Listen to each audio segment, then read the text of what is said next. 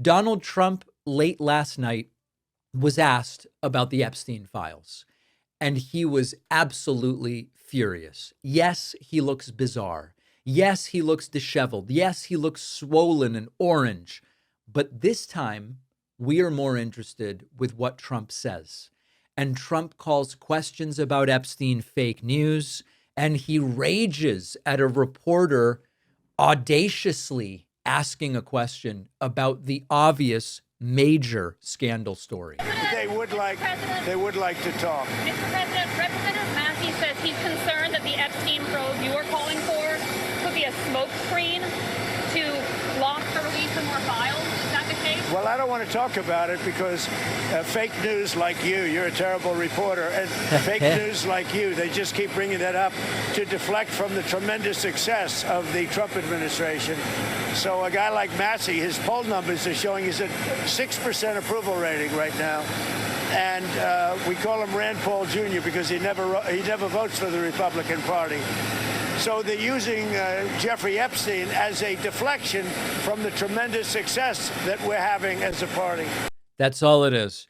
People are so jealous, including Republicans. They're so jealous of Trump's success that they've what? Right? That's the thing. So are you saying the Epstein emails are fabricated or doctored? What exactly is the argument?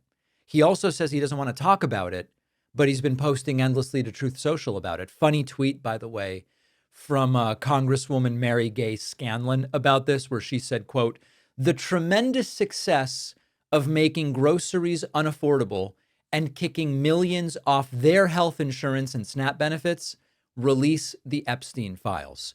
Another reporter asked Trump about the Epstein files, and Trump just goes, "Oh, you're the worst. Let me finish." Tell him. Will you let me finish my statement? You are the worst. You're with Bloomberg, right?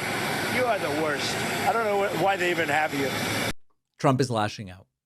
Trump, within hours of this disastrous press gaggle, came out and said, "Release the files." It's a reminder of how terribly this is going for him. Now, we're going to get back to that. I do want to just mention Trump was asked about a couple of other things when he was getting on a plane to come back to D.C. last night. He was asked about Tucker Carlson because Tucker Carlson recently platformed and sort of soft-handled white nationalist Nick Fuentes. And Trump goes, "No, Tucker's good. Tucker's been good over the years." Mr. President, Tucker Carlson recently had a friendly interview with anti-Semite Nick Fuentes. Tucker Carlson, what role do you think Tucker Carlson should play in the Republican Party and the conservative movement going forward? Well, I found him to be good. I mean, he said good things about me over the years. Now, remember, I'm so sorry to interrupt. But remember that privately, Tucker Carlson has said he despises Trump and can't wait until Trump is gone and no one has to talk to him again. But then he sort of did a mea culpa and he's like, no, Trump is great. That's all that really matters to Trump. I think he's good. We've had some good interviews. I did an interview with him where we had 300 million hits. You know that. That's a lie. Look, I can't tell him. Will you let me finish my statement? You are the worst. You're with Bloomberg, right? You are the worst. I don't know why they even have you.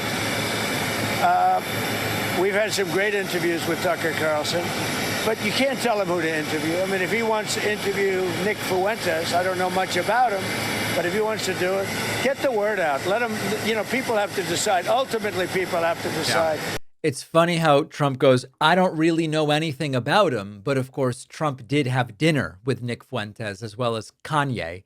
And Trump was asked about that as well. You yourself had dinner with Nick Fuentes at Mar-a-Lago a few years ago. What role should he play in the conservative movement? Well, I didn't know he was coming, and he was with, as you know, somebody, Kanye. And Kanye asked if he could have dinner, and he brought Nick. I didn't know Nick at the time. And he did. He came, and along with a few other people. He brought a few people with him. Meeting people, talking to people, like for somebody like Tucker, that's what they do. People are controversial. Some are, some aren't. I'm not controversial, so I like it that way. Yeah.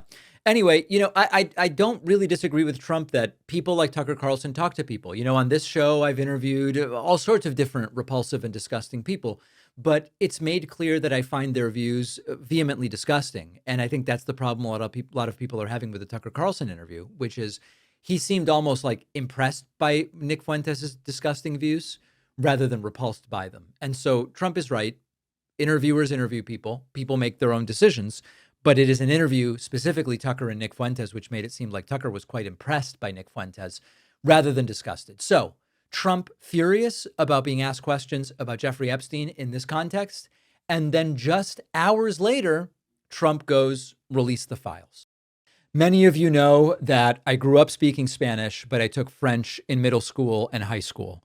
I'm a little rusty on it. And when I was getting ready for my last trip to France, one of the things I was most worried about was, am I going to be able to communicate in everyday situations, ordering food in French, asking for directions, greeting people? I didn't want to be the person flipping through my phone, trying to translate everything.